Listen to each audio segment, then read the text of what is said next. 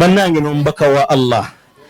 bwe yamala okumulonda n'abeera ow'ebbeeyi gyali yabaako bye yamuwereekereza n'atasigala nga ggwe omuntu owaki omuntu owa bulijjo n'osanga yaga nti la arrasulu basharun mithluna nabbi yali muntu nga ffe yongerako yuha ilayya nabbi yaga nti yakhruju min dhidhi hadha qawmun hudathau lasnan oyo agenda va ku mugongo gwe abantu abafaanana bwe bati ekisooka hudathau lasnan shabab bajja kubeera bavubuka bewulira amaanyi n'ekiwago hudathau lasnan bavubuka olwaleero n'abalimu abakadde kyasigalayo nti abavubuka abo obantegeregeza hudathau alasnan sufahau alahlam laysa lahum uqul tazna alumur kama yanbaghi sufahau alahlam obwongo bwabwe bumpi nnyo ndoza vunula entuufu Sheikh Ali tebalina bwongo busobola kupima nsonga bulungi atunuulira ensonga ng'ensonga eyo terina weekwataganira nakiri naye n'agigeraageranya ku kyo n'agamba nti abagenda mu mawulidi babi nnyo n'okusinga bali abagenda mu nyegenyege okulya ebisiyaga oyo aba alina obwongo obupima ensonga tudde mu mbeera tudde mu class nabege sufahau alahlam obwongo bwabwe buki butono nnyo tebusobola kupima nsonga tuyinza kuteeka abantu boogera ku nabbi nogaa nti beekana babi nnyo n'okusinga bali ebisiyaga n'okusinga abali okukola ekikolwa Allah kyenzikirira nakyensi nabbi ega sufahau al ahlam obwongo bwabwe butono nnyo tebupima nsonga bulungi yani hamasa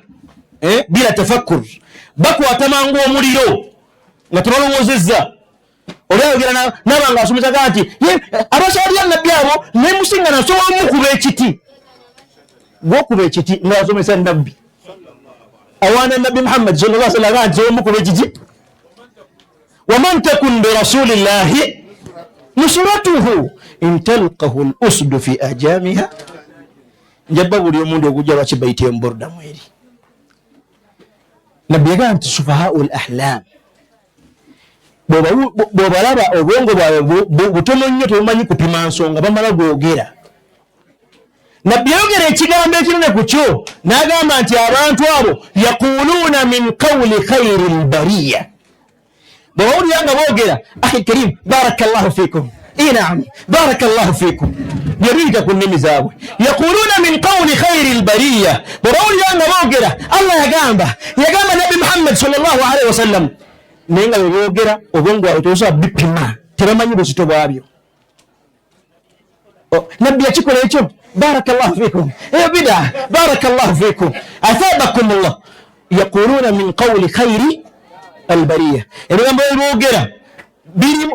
bw'obawulira oyinza balina katonda ku mitima oba ntegerega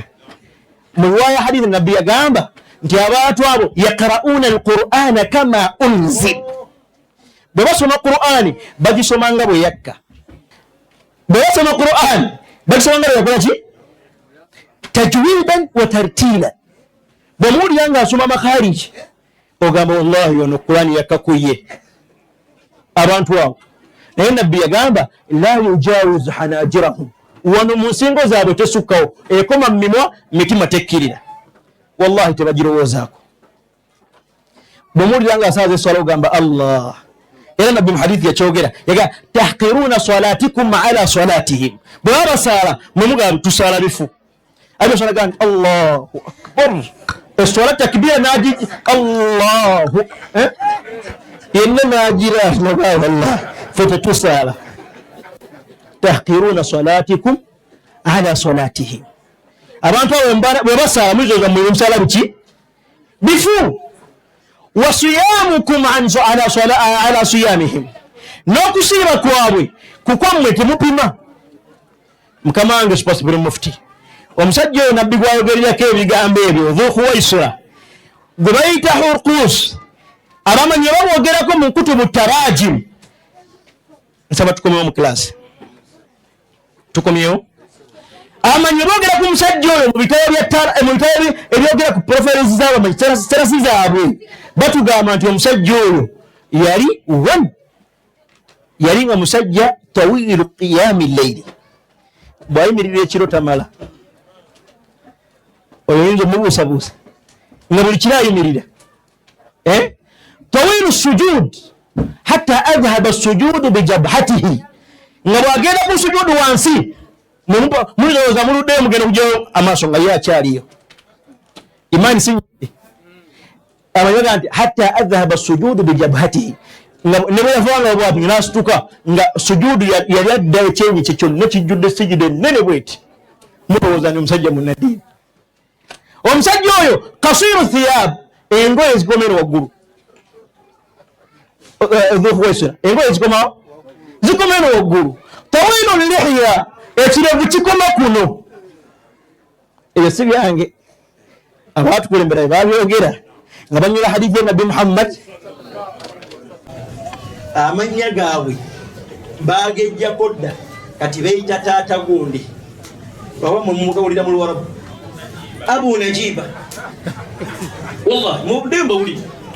yejjako erinnya eriri taata beri bamutuuma eryamatofu naga nti osagala ddiwulira yenze Abu Shawki kituufu Shawki nze muzaala teryabuusabuusa olwabuusabuusa mushawki wallahi wanyi nga naye bwoyina obuwo ne shekali yazaala hiro ayinayo hiro tetuyinza mwita Abu Hiro kati abasajja bano abawahabi bejjako byonna Sayyidina Ali yagamba asma'uhumul kuna bezzaayo ne bejjako amannya ne betuuma amannya g'abaana baabwe taata gundi Abu fulani abakyala ne betuuma Ummu Ayman Ummu Nabila Ummu gundi boddayo n'obinoonyereza olwalira babiina humu ikhwa alwahabiyya hadahumullah tebaganda abawahabi mu abalungi nabbi yagamba wa nisbatuhumul qura baagala nnyo okwezzaayo bamanyikibwe ku bifo abamu kubo nga sina gye baazaalwa si gye yazaalibwa naye olulira nga bayogera muzina laga nti barakallahu fikum amannya yenze atantawi allah tantawi amanyi tantawi yani سيدنا السيد الطنطاوي رضي الله عنه شيخ الازهر الشريف نوسينغانولي كمان الطنطاوي يعني كمان هاجيتي ناغاماتي تجازا ينزه طنطاوي بيقول كو يعني مسجل من اهل السنه والجماعه طبعا كم وهابي والله كفغونداني كواي mpaka kunkomerera nisbatuhum alqura nabbi yagamba mfundikira ebigambo neme kuwanvuya nnyo ebisigadde tujja byogerere kabo inshallah nabbi yagamba sallallahu alayhi wasallam nti abantu abo Sayyidina Ali yatunyumiza naye bitukulo ebyali bya nabbi abantu abo yad'una ila alhaqqi wa laysu min ahli alhaqqi babawulira nga bakowoola oyinza okugamba mazima ge bali mu kwogera naye nga wallahi balimba teboogera mazima bamanyi nti bali ku maki tebali ku mazima kenjagadde okusembayo hadithi mpanvu nenjizeemu obukulukulu obutonotono nabbi yagamba abantu abo yakhtalifuuna fima bainahum bo bennyini bwe mubawo bamuyinza olowooza nti bali bawamu abasalafu bonna abasalafu bassa kimu naye bw'obeetegereza beeyawulayawula wallahi naye beetegereze bw'obeetegereza beekola ki lwaki mboogeddeko si mu bubi naye okubalaga abantu nabbi be yatwekesa emyaka 100 egyakulembera basahaba emyaka 10 plus baba twekesa nti amubegendereze ntegeregeze nabbi yagamba Sayyidina Ali yagamba yakhtalifuna fima bainahum baba nyini balimu enjawulo nene Sheikh Bukhari nsonyiwa gwe kotandise okujja nfunye essuubi naye nti Allah ayinza okuba atandise okuleeta hidaya tusaba Allah kunywereza embidaala yakhtalifuna fima bainahum ono mutabuliki wange sikyamwogerako yomu kubatabuliki betukolegana obulungi nembidala atandise okujja tusaba Mungu amunyweze yakhtalifuna fima bainahum baba nyiri bekuba naye babuuze nti wamma asalira ku kibaati eri wansi kayanja kakabaka asobola osalire nakasero bakubuulire mubabuuze bawojja bawulire nti oyo nakasero asobola okusalira wano kujeneza bayitawo wani ewamiru dawula asobola okusalirawo baba nyini bali mu bekuba beruma bali kugira yakhtalifuna fima bainahum kama wange njagadde njogera ebigambo bino olw'ensonga nti abantu abo bwe bakwata emizindaalo boogera nga aboogera Allah yagamba naye nga bali mu kufuula bantu ne bavumirira abaliidi abali ku Allah la ilaha illa Allah abali ku adhikaari zaabwe ne bavumirira bannaye ffe tutavaayo kwogera kubalabula ku bantu abo ani anaavaayo babagamba katweweeyo batuvume kuba okuvuma balungi katweweeyo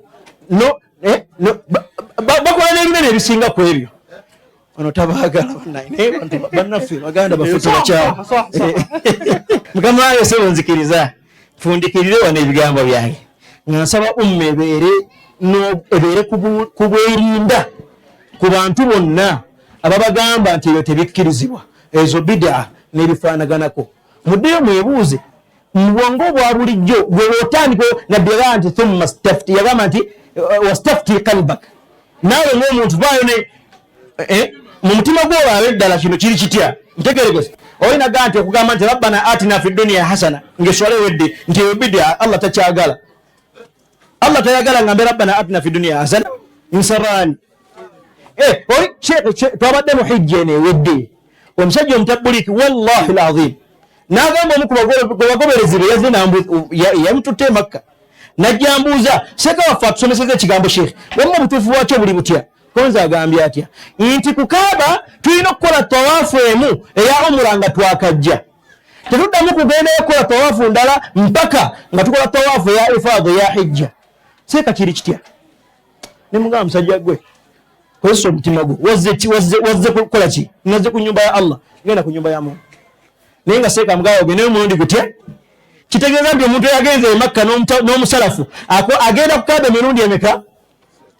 tawaafu eya umra ne tawaafu eya hijja neidaaha ng'asiibula taddayo gyegyesatu fe gye tugambira abantu buli kaseera nti bannaye mukkirire Kaaba mugende Kaaba Allah mumugambe ensonga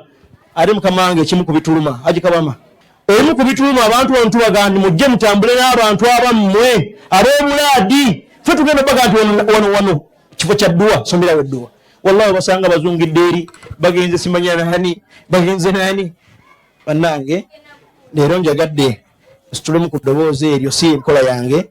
naye ku mbeera yakubalabula okubeekesa abantu abo kubanga tutabagambe teri agenda babagamba ate era njagadde mbyogere kubanga Haji Ismail ono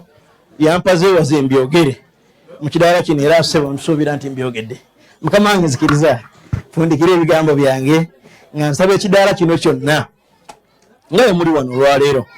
omwezi guno mukukozesa ennyo mukwogera ku nabbi Muhammad sallallahu alaihi wasallam munaddala entuula ezifaanaganako nga zino ez'amawuledi mukama wange ne kano kakasembeyo kokka mu dakiika emu naali omusajja omutabulika omu nambuuza ekibuuzo nti sheekhe mawuledi sunna bida nenga sunna la ilaha illallah sunna nenga sunna seko kijjawa nenga wenkuwa hadithi ogenda kuza mawuledi nanga nti njagga kuza nenga addayo osome mu Sahih al-Bukhari nabe bamubuuza an siyamihi yawmul ithnain lwaki asiiwa olwakumeka yakyogera naga nti dhaka yawmun wulidtu fi olunaku lwenakola ki nabbi alaga nti afaayo nnyo ku mazaalibwa naga nedda sheekhe teyaliisa bantu mmere ne mugamba mpola sheekhe byetaagamu okutegeera naye wetegereze mu hadithi nabbi sayyidina Anas bin Malik radiyallahu anhu atugamba atya atugamba Anas yali muweereza wa nabbi yawangala ni nabbi yatugamba nti akka sallallahu alayhi wasallam an nafsihi ba'da ma bu'itha nabiyya Allah bwe yamala omutuma sallallahu alayhi wasallam n'afuuka nabbi waliwo ensonga lwaki teyeesalira nti nafuuka nabbi yeetalewa kubeera nabbi yamala kubeera nabbi nga cepe zonna zijjudde nabbi naddamu neyeesalira lwaki nabbi yeesalira nabbi yeesalira kubanga ajjukira olunaku lwe yakola ki lwe yazaalibwa sallallahu alayhi wasallam bannange nabbi yali mukodo nti embuzi eyo yonna oba endiga eyo yagirya bwomu nze nabbi wange simmanyi mu bukodo sallallahu alayhi wasallam ate ko kubanga endiga eyo yagigabirako Sayyidina Abubakari n'alyako Sayyidina Umar n'akola ki n'alyako Sayyidina Uthman n'akola ki Sayyidina Ali n'akola ki ekirala ne basahaba bakola ki kakati bw'omuuza ddayo nabbi yagabirawo amawuledi awo nabbi teyagaba amawuledi n'ebirala bingi mukama wange tujja bitegeeza umma insha Allah mpola mpola mbasabye n'ekijjulo Sheikh Ali hadithi agirina nga nabbi aya ojja tusombera inshallah. Nabbi sallallahu alaihi wasallam yafumba ekijjulo nokubera nakola ki mukama wange saagala kusukka wano mbasaba inshallah genda kuzomwezi 2 tubeere ffenna maulidi ago. Mukama wange nze Matovu Ashraf bazanya nengo Sheikh Ali nzikiriza yanjulire mukama wange. Mukama wange nze Matovu Ashraf bazanya nengo. Mukama wange ni muweereza wansi wa ofisi yo era ndi mukozi wa dawa so yange gye nasoma ku university. Mukama wange ndi mama wa mutahabuna fillah omulonde era omujja yadde mu bigere ya musajjawo Sheikh Mahdi Mugwisa tagammadahu Allah bi rahmatihi. Mukama wange ndi vice chairman wa mutahabuna fillah kusaidieni abavubuka nga myoka Alhaji Sulaiman Sinan wagoma wa Kinyankali. Mukama wange yenzoyo Matovu Ashraf bazanya ningo ate ndikojja Waseka Hamidu okumbendu wende Masaka ndikojjawe ddala era mama wesenga wange. Assalamu alaikum wa rahmatullahi wa barakatuh.